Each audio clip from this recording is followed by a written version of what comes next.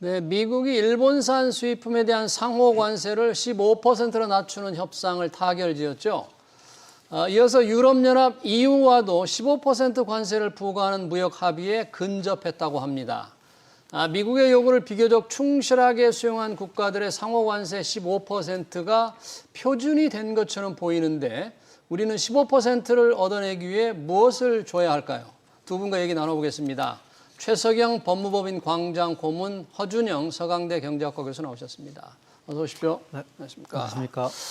자, 8월 1일 지금 관세 협상 시한이 얼마 안 남아서 우리 경제부총리 통상교섭본부장이 워싱턴에 가서 2+2 회의를 하려다 갑자기 취소됐습니다. 공항에서 부현철 부총리가 발길을 돌렸다는데 이게 뭔가 조금 우리가 홀대받는 건지 왜 이런 일이 생긴 건지 좀 궁금하네요. 최소영 고문님, 2+2 회담이 취소돼 버렸는데 네. 이런 적도 있습니까? 외교적으로? 과거에 이제 그런 적도 있습니다. 이게 상대 국가, 미국 같은 경우에 우리하고만 협상하는 것이 아니고 예. 지금 가장 큰 중국과의 협상, 중국. 중국과의 협상이 지금 다음 주 스톡홀름에서 예정이 돼 있고요. 예. 그다음에 EU와의 협상도 지금 이제 막바지에 와 있는 상황이기 때문에 아마 미국 내부 사정에 따라 갖고 아마 일정을 재조정할 수 있는 그런 사정이 있을 수 있다고 지금 보고요. 우리가 홀대 받는다거니 이런 식의 피해 의식을 굳이 가질 필요는 없다고 봅니다. 아, 그래요? 그리고 지금 미국 재무장관만 일정이 취소가 됐지 상무장관하고 USTR은 여전히 있기 때문에 카운터파트가 가서 이제 협상을 할 수 있는 거거든요. 예. 아니, 우리 이제 대통령 취임한 지 한 달을 훌쩍 넘었는데 한미 정상회담도 없고 뭔가 우리가 가려다가 회담도 안 되고 그러다 보니까 한국은 우선순위 한참 뒤에 있나? 우리 정부가 좀 제대로 대접을 못 받나 하는 생각이 조금 들기도 하는 분들이 있다고 그래요. 그러니까 요 생각의 흐름이 뭐냐면 저희 G7 저번 회의 때 예. 이재명 대통령이 트럼프랑 이제 회담이 안 됐고 그다음에 최근에 미성락 안보실장께서 미국에 가셨는데 마르코 루비오 카운터파트 미국 국무부 장관 못 만나고 왔다라고 합니다. 이런 것들이 전반적으로 쌓이다 보니까 아무래도 미국이 조금 한국을 전략적으로 좀 패싱하고 있는 것이 아니냐. 예. 다르게 생각해 보면 관세 협상에서 조금 우위를 갖기 위해서 한국을 조금 길들이는 거 아니냐라는 생각들을 좀 하시는 것 같은데요. 예. 지금 고문님께서 잘 말씀해 주셨겠지만 너무 거기다가 많은 의미 둘 필요도 없지 않나 생각도 듭니다. 왜냐하면 이제 자꾸 만나서 회의를 몇 차례 해도 뭔가 협상한 타결회가 쉽지가 않은데 그래도 경제부총리가 재무장관랑 만나서 주고받고 딜을 해야 될 텐데 좀 걱정이 되니까 이런 우려를 하는 분들이 있는데요. 바로 이웃 일본은 전격적으로 타결을 했죠. 상호관세를 15%로 낮췄습니다. 그리고 농산물, 자동차 개방도 조금 더 하기로 했고 무엇보다 대미 투자 5,500억 달러를 하겠다 약속까지 했네요. 이런 미일 합의 어떻게 총평 우리가 내리냐면 어떻게 봐야 됩니까? 일본이 잘한 겁니까? 예, 지금 일본, 미국 양쪽이 다 윈윈하는 결과가 만들어졌다고 저는 봅니다. 일단 일본으로서는 관세 폭탄을 빨리 피해야 되고 예. 미국 입장으로서도 지금 여러 나라하고 협상을 하고 있는데 일본같이 큰 나라하고 협상을 타결했다는 걸 대외적으로 알리는 것이 다른 나라 협상하는데도 굉장히 중요한 의미가 있거든요. 예. 그렇기 때문에 지금 8월 1일 다음 주 그 데드라인 전에 네. 일본하고 협상 타결을 지금 발표한 건 양국이 다 이제 윈윈했다고 볼 수가 있습니다. 예. 이번 협상 결과를 쭉 보면 일본이 미국한테 준 것은 투자 확대, 네. 5,500억 5,500억 달러. 예. 네. 그다음에 이제 수입 확대, 보잉 비행기를 사고, 미국 자동차 트럭 사고, 그다음에 쌀도 수입하고 이제 이런 식으로 수입 확대하고 이걸 이제 미국한테 주면서 네. 상호 관세를 25%에서 15%로 낮추고 예. 그다음에 자동차 품목 관세를 또 25%에서 15%로 이제 낮춘 거거든요. 자동차 품목 관세도. 네, 네. 그래서 전체적으로 볼 때는 일본에서는 일본 자동차 수출이 이제 굉장히 큰 비중을 차지하기 때문에 일본은 지금 선방했다. 이런 이제 평가를 하고 있고 또 반면에 미국 자동차 업계 쪽에서는 일본한테 양보를 너무 많이 했다. 품목 관세 양보 안 한다고 그동안 얘기를 했는데 일본한테 양보했다. 이런 식의 평가가 지금 나오고 있는 것 같습니다. 네, 그래요. 다만 그동안에 지금 여러 가지 보도도 많이 됐습니다만은 지금 이제 발표된 내용들은 무역하고 투자에만 국한된 것인데 실제로는 협상하는 과정에 방위비 문제라든가 방위비, 환율 문제라든가 그런 얘기는 지금 아직 없는 거죠. 예, 이런 부분들이 아마 협상을 하고 일정한 부분에 합의에 도달하지 않았나 이렇게 추측을 하고 있습니다. 아, 그래요?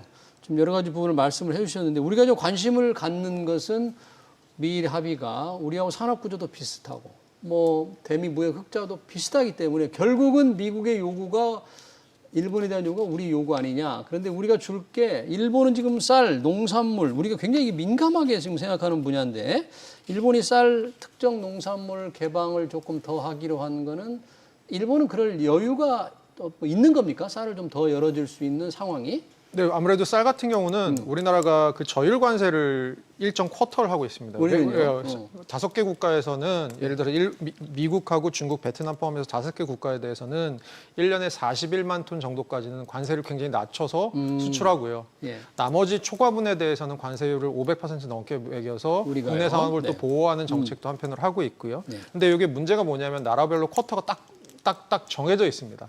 그래서 우리가 미국에 대해서 저율 관세를 수입할 수 있는 쌀이 1년에 13만 한 2천 톤 정도 되는데 네. 그럼 예를 들어서 요거 이제 이런 조항이 일본에는 없습니다. 아, 일본은 국별로 쿼터가 나눠져 있지 않군요. 않습니다. 네네. 그래서 우리는 요걸 WTO랑 협약을 맺어서 하고 있는 건데 그럼 이제 우리가 미국에서 쌀 수입을 조금 더 하려고 한다면 고율 관세 맞고 수입하는 건 아무 의미가 없잖아요. 그럼 결국 저율 관세를 해줘야 되는 건데 그렇게 됐을 때는 요 다른 상대국들한테 다 협약을 다시 받아내야 되고 이런 과정들이 필요하다고 지금 알려져 있습니다. 예. 그런 측면에서는 뭐 쌀을 단순히 우리나라 농민들의 뭐 아니면 우리나라 식량 안보의 측면에서도 중요한 측면이 있지만 이렇게 제도적으로도 조금 어려운 부분이 있다라는 거고요. 근데 사실 이거는 뭐 하려고 하면 할 수는 있는 부분 같습니다. 정부의 의지가 들어가는 부분인 것 같고요. 소고기 네네. 같은 경우는 조금 더 감성적인 게 크죠. 아무래도 저희가 2008년에 광우병 사태 겪으면서 30개월 이상 소고기에서 광우병이 심지어 2023년까지도 케이스가 미국에서 나오고 있는데 예. 그럼 그렇게 봤을 때는 30개월 이상의 소고기를 수입하는 게 일종의 국민의 건강권으로 가는 것이 아니냐. 그때 막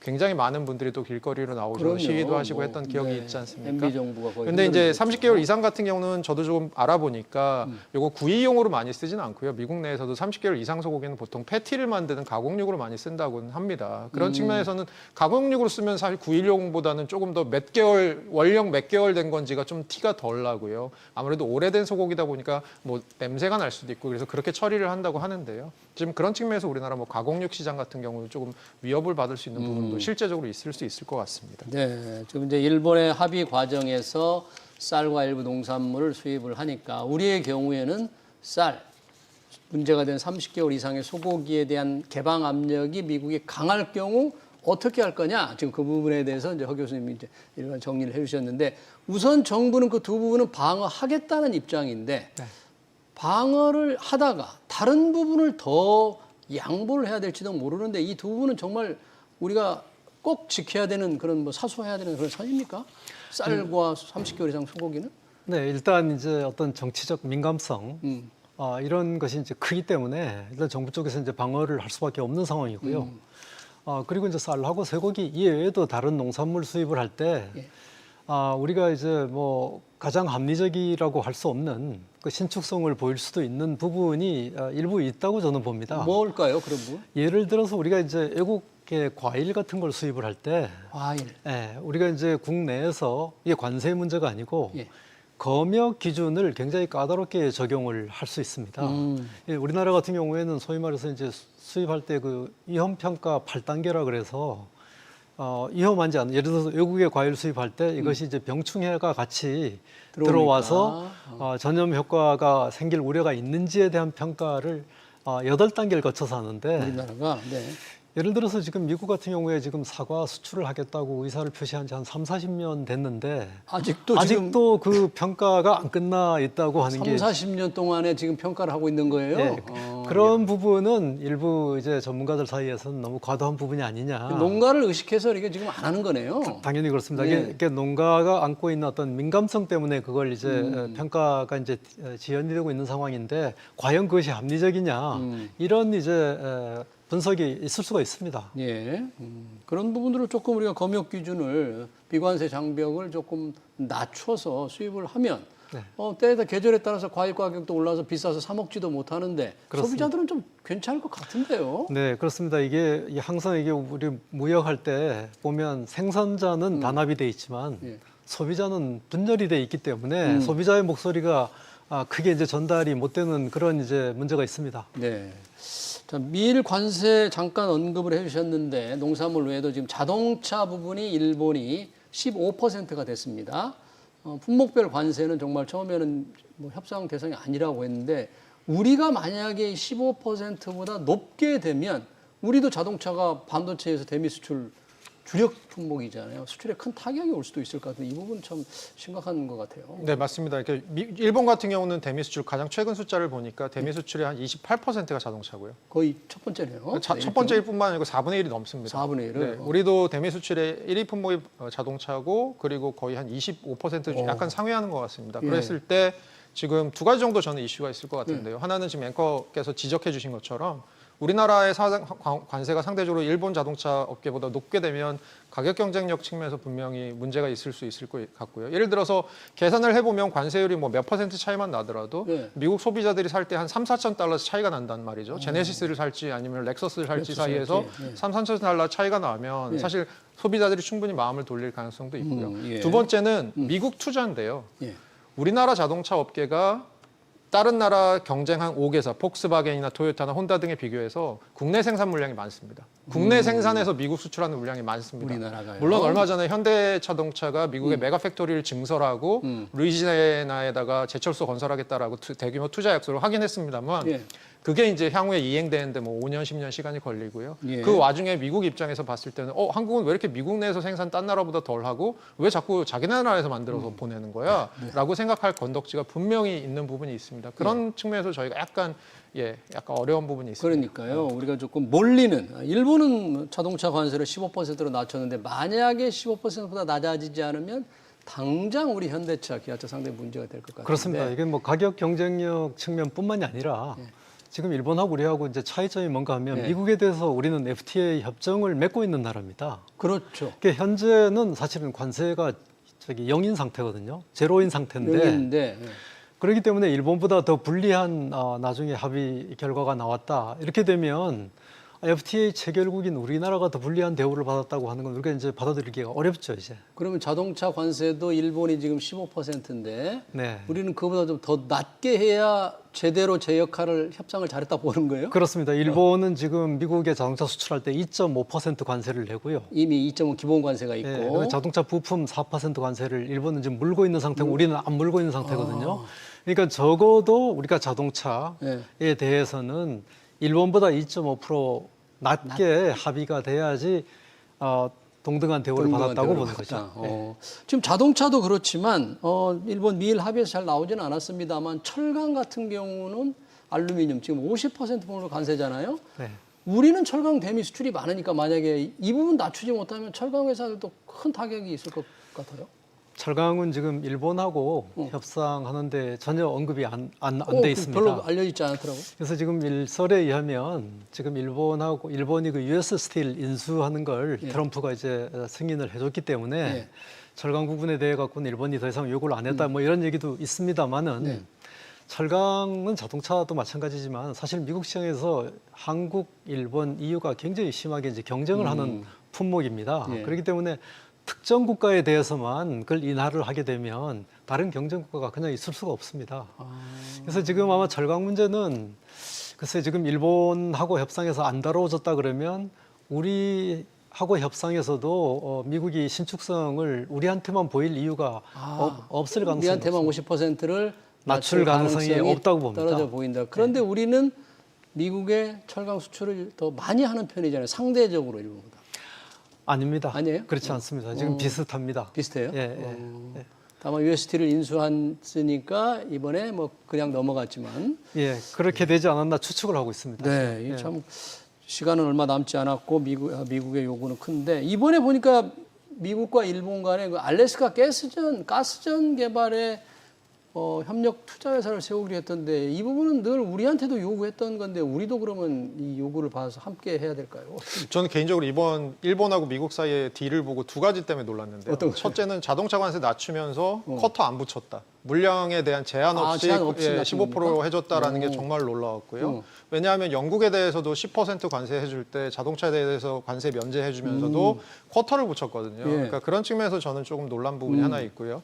또 하나는 일본이 이 LNG 프로젝트를 받았다, 알래스카의 LNG 프로젝트를 받았다라는 게 굉장히 놀라운데요. 받았다는 거? 이거 사실은 시쳇말로 우리나라 관련된 그 공기업들은 이거 전화 안 받으려고 도망 다니고 있는 사실 상황이거든요.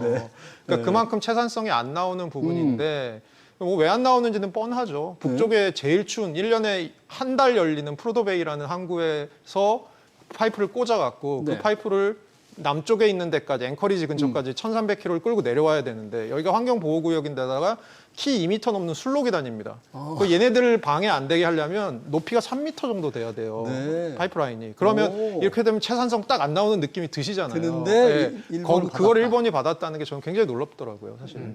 우리도 그럼 해야 되나요? 어떻게 우리는 어떻게 해야 되나요? 그 벤처에 함께 지분을 투자해야 되나요? 어떻게? 지금 그러니까 여기 이제 5,500억 불 패키지 안에 보면 5,500달러 일. 예, 거기 보면 이제 오늘 그 백악관이 발표한 그 자료에 보면 여러 가지 그 투자 그 대상 분야가 나오는데 5,500달러 어디에 투자할 거냐? 예, 그게 보면 에너지 인프라, 그다음에 생산 설비, 설비, 이게 산업 생산 설비, 그다음에 이제 반도체, 핵심 광물, 의약품, 그다음에 조선, 상업용 조선과 그 군함 그 군용 조선 이런 쪽으로 이제 쭉 이제 연결이 돼 있어갖고 꼭 알래스카 가스전 개발에만 집중이 돼 있는 건 아닌 것 같아요 보면. 그래서 나중에 여기 5,500억 불 투자의 어떤 방식이라든가 시기라든가 조건이라든가 이런 부분은 좀 세부적으로 협상을 해봐야 될 것 같아요. 그럼 일본이 5,500달러 투자를 했다면 우리한테도 준하는 거기에 비슷한 규모의 투자 요청이 반드시 있겠네요. 예, 이제 얼마 전에 조선일보가 미국이 우리한테 그 투자를 뭐 4천억 불 투자를 4천억 요구했다라고 하는 보도가 났었습니다. 어. 거기에 대해서 이제 산업부 쪽이 이제 협상 중인 사안 보도를 신중하게 해달라라고 이제 보도 자료도 낸 적이 있습니다. 예. 그런 걸로 미루어 볼 때 미국이 우리한테 요구를 했을 가능성이 높다고 봅니다. 높다. 예. 4천억 달러를 만약에 요구했다면 일본 5,500달러 약속했는데 우리는 어떻게 해야 될까요? 4천억 달러라는 거는 뭐 우리 규모가 우리한테는 감당하기 어려운 수준의 규모 아닙니까 이게? 네, 그래서 제가 한번 계산을 해봤더니 2024년 기준으로 일본의 GDP가 달러로 보면 한 4조 2천억 달러 정도 되고요. 예. 우리나라가 한 1조 7천억 달러 정도 됩니다. 그러니까 예. 우리나라보다 일본 GDP가 인구가 많으니까요. 그렇죠. 2.5배 정도 2.5 많은데요. 배네. 지금 일본 5,500억 달러 대 한국의 4천억 달러 투자는 사실 딱 보면 비율이 안 맞고요. GDP 대비 비율은 안 맞고요. 예. 그다음에 또 하나 눈여겨보셔야 될 부분은 바이든 행정부 때 보조금 주고 IRA나 칩스법 같은 거 하면서 우리나라 기업들이 엄청나게 투자 약정을 했습니다. 그렇죠. 심지어 2023년에는 전 세계에서 미국을 제외한 미국 투자 제일 많이 한 나라가 한국입니다. 네. 그럼 이미 그 얘기는 무슨 얘기냐면 우리나라 기업들이 미국에 많이 생산 설비를 돌려놓기 시작했다라는 건데 그러면 이제 바이든 행정부 때 했던 투자는 사실 트럼프한테는 다른 나라에 대한 투자랑 거의 똑같은 거거든요. 미국에 대한 투자가 아니거든요. 왜냐하면 트럼프가 얘기하고 있는 미국 투자는 본인의 임기 중에 있었던 임기 중에. 미국 투자이기 때문에 예. 그런 측면에서는 사실 우리나라 기업들이 투자를 더 할 여력이 없다라는 측면에서도 사실 어려운 부분이 분명히 있을 것 같습니다. 네, 좀 답답하네요. 실제 정확하게 얼마 투자를 요청했는지 우리 경제 규모에 비해서 우리가 감당할 수 있는지 설령 투자한다고 약속하더라도 누가 어떤 돈으로 어떻게 할지는 좀 여러 가지 논란이 있습니다. 그런데 만약에 이번에 2+2 회담 등을 통해서 계속 협상이 진행될 경우에 지금 일본도 방위군도 아무 얘기가 없었는데 우리가 만약에 쌀이나 뭐 다른 쇠고기를 다 방어를 잘하면 결국 이런 부분, 다른 부분에 대해서 훨씬 더 많은 압력으로 좀 작용하지 않을까요? 그렇습니다. 협상 테이블에 주고받기 하는 게 이제 협상의 이제 본질 아닙니까? 예. 그럼 우리가 이제 방어를 하려고 하면 못 주는 거, 상대편 요구하는 걸 못 주게 되면 상대편한테 다른 걸 내줘야 되는 상황이 당연히 될 수밖에 없죠, 이제. 예. 그렇기 때문에 우리가 지킬 부분이 굉장히 강한데 상대편이 그 지킬 부분을 꼭 가지고 싶어 하면 다른 부분에 대안을 제시를 해줘야 됩니다. 그래서 아마 이게 이제 그래서 이제 농산물 문제라든가 예. 혹은 뭐 이 투자 문제, 그다음에 다른 어떤 품목에 대한 수입 확대 이런 것들이 한꺼번에 같이 이 협상에서 돌아간다고 보시면 되겠습니다. 네. 지금 베센트 이번에 구윤철 부총리하고 만나려고 했던 베센트 장관이 일정 때문에 회담을 취소했지만 그런 얘기를 했잖아요. 8월 1일 협상 시한을 맞추기 위한 그 속도보다는 질 높은 합의가 중요하다. 이게 뭘 의미하는 겁니까? 질이 높다. 제 해석은 어차피 시간이라는 게 이게 타임아웃이 언제 있을지는 미국이 정하는 거고요. 예. 그러면 협상 시간에 구애받지 말고 우리가 원하는 카드 들고 와라는 일종의 이제 프레셔로 보이고요. 사실 저희 입장에서는 뭐 고모님께서 어떻게 생각하실지 모르겠습니다만 네. 지금 고모님 말씀하시는 대로 흘러갈 것 같습니다. 예를 들어서 일본 협상 타결되고 EU 타결되고 중국하고는 관세 유예 낮은 관세를 유예했던 거를 그러니까 계속 가지고 가는 거를 이제 계속해서 뭐 좀 더 관세를 낮춘 걸 유예할 수도 있고요. 그렇게 되면 이제 우리만 메이저 트레이딩 파트너 중에 우리만 이제 남게 되는 상황이 올 수도 있잖아요. 그러면 사실 우리 입장에서는 더 초조해질 수도 있을 것 같고요. 그런 상황에서는 이런 그 어떻게 보면 스캇 베센트의 올코트 프레싱 전략이 조금 더 우리에게는 굉장한 올가미로 작용할 가능성이 있을 것 같습니다. 근데 그 반대로 볼 수도 있는 부분이 지금 미국이 협상을 하고 있는 나라가 수십 개 국가거든요. 예. 근데 사실상 8월 1일까지 협상을 타결할 수가 없는 상태입니다. 그리고 이제 다른 나라들이 협상을 진지하게 하고 싶어 해도 미국 자체가 지금 뭐 중국이라든가 네. 일본, 한국, EU 이런 큰 나라하고 협상을 빨리 마무리해야 되는 우선순위가 있기 때문에 이쪽에 이제 에너지를 집중을 하고 있거든요. 그러니까 다른 작은 나라들은 협상을 타결하고 싶어도 사실은 미국하고 협상을 제대로 할 수 있는 여건이 안 될 수가 있습니다. 그렇기 때문에 저는 베센트가 한 얘기는 굉장히 현실적인 대안이라고 생각하는 것이 네. 8월 1일이라고 하는 건 절대적 데드라인이 아니다. 그래서 우리도 마찬가지입니다. 우리가 8월 1일이 데드라인이라고 하고 협상을 하고 있지만 예. 만약에 이게 진지한 협상이 진행되는 도중에 주고받기가 계속 이루어지는 도중에 8월 1일이 경과가 되면 시간이 지나면 제가 볼 땐 데드라인은 연장이 될 수도 있다고 봅니다. 예. 그런 생각을 가지고 우리가 너무 초조하게 협상에 임할 필요는 없다 이런 생각입니다. 그럼 우리도 줄 것은 주고 받을 것은 받아야 되는데 네. 우리의 뭐 전략을 노출한다는 차원보다 우리 입장, 전략, 기본 어떤 전략은 어떻게 해야 되죠? 우리는? 당연히 우리 협상 대표들은 전략이 있겠죠. 예. 우리가 미국한테 제시할 카드가 있을 것이고, 뭐 당연히 우리 뭐 투자라든가 투자. 조선 협력이라든가 뭐 원자력 협력이라든가 뭐 여러 가지 이제 가스 에너지 협력이라든가 이런 부분이 있을 수가 있고, 그다음에 우리 뭐 수입 확대, 어떤 그 미국의 무역 적자 해소를 위한 여러 가지 이제 그 균형 무역 측면의 어떤 조치를 취할 수가 있을 뭐 것이고요. 연료용 작물, 소고기 대신 쌀 대신에 그런 걸 수입한다. 예, 우리 농산물 같은 거 우리가 사실 그 동물용 사료 같은 건 다 거의 100% 미국에서 수입하거든요. 예. 수입하려면 수입할 게 굉장히 많습니다. 그러니까 이게 무역 적자 해소를 위한 여러 가지 조치가 있을 수가 있고요. 예. 그 대신 이제 우리가 또 요구할 수 있는 게 있겠죠. 이제 상호관세 얼마 이하로 낮추고 품목관세 얼마 이하로 낮추고 예. 이런 부분이 이제 딜이 될 수 있겠죠. 이제. 예, 과연 어떻게 될지. 우리가 지금 다급하게 미국과 협상 중입니다만 사실 관세 협상하면 미국과 중국이 고율 관세 145%까지 가면서 서로 협박할 때는 뭔가 전쟁이 날 것 같은데 지금 조용하니 지나고 있는 것 같습니다. 곧 회담이 있는데 미중은 지금 어떻게 돼가고 있어요? 그러니까 회담이 이제 다음 주에 아까 고모님 말씀해 주신 것처럼 미국이랑 중국이 스톡홀름에서 만나기로 한 회담이 예정되어 있고요. 예. 그다음에 사실 그 전에 상호관세를 5월 11일 날 양국이 100% 넘게씩 상대국에 대해서 인하를 했습니다. 그럼에도 불구하고 지금 미국이 중국에 대해서 부과하고 있는 관세율이 한 48% 정도 되고요. 예. 중국이 미국에 대해서 부과하고 있는 관세율이 한 28% 정도 됩니다. 어느 정도 숫자냐 하면 예. 트럼프 취임 이전에 미국의 대중 관세율이 10.5%였습니다. 그렇게 봤을 때는 10.5에서 48로 올라가 있는 상황이니까 관세율을 낮추긴 낮췄습니다만 여전히 굉장히 부담이 되는 수준이다.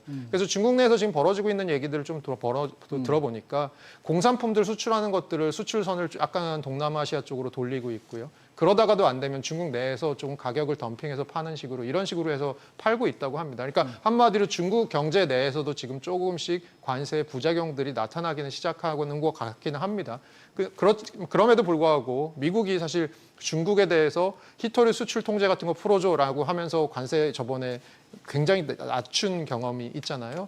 그만큼 사실 히토리 같은 것들에 대한 중국 의존성이 높은 이런 상황. 아무래도 미국이 월마트 매대가 뭐 예를 들어 연말에 가서 비인다 아니면 히토류가 부족해진다 이런 것들에 대해서는 중국에 조금 분명히 약점을 가지고 있는 부분이 있기 때문에 네. 겉으로는 강대강을 하고 있겠지만 속으로는 굉장한 물밑 작업이 있지 않을까라고 저는 생각하고 있습니다. 미국이 좀 고개를 숙이고 있는 겁니까? 중국에? 그렇게 봐야 되나요?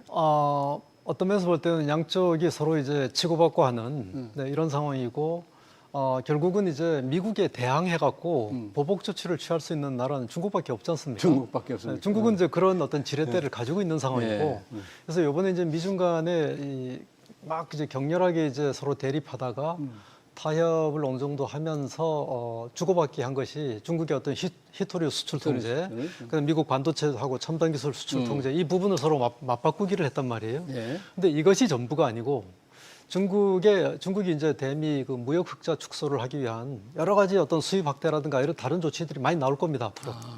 그렇기 때문에 저는 양국 간에 고관세로 서로 극한의 대립을 했는데 이 극한의 대립까지 갔다라고 하는 건 타결하는 시점이 가까워졌다. 역설적으로 그렇게 생각할 수도 있습니다. 그래요. 그럼 이번 스톡홀름에 네, 그렇습니다. 뭔가 좀 합의가 좀 이루어질 가능성이 있는데요. 가능성이 좀 있다고 봅니다. 만약에 안 이루어진다면 예정대로라면 8월 12일 이후에는 예. 원래 145%, 125% 관세가 다시 원상복귀가 됩니다. 오. 예, 양쪽 다 지금 이제 어떤 배수진을 치고 협상하고 있다고 봐야 되겠습니다. 네, 그러네요.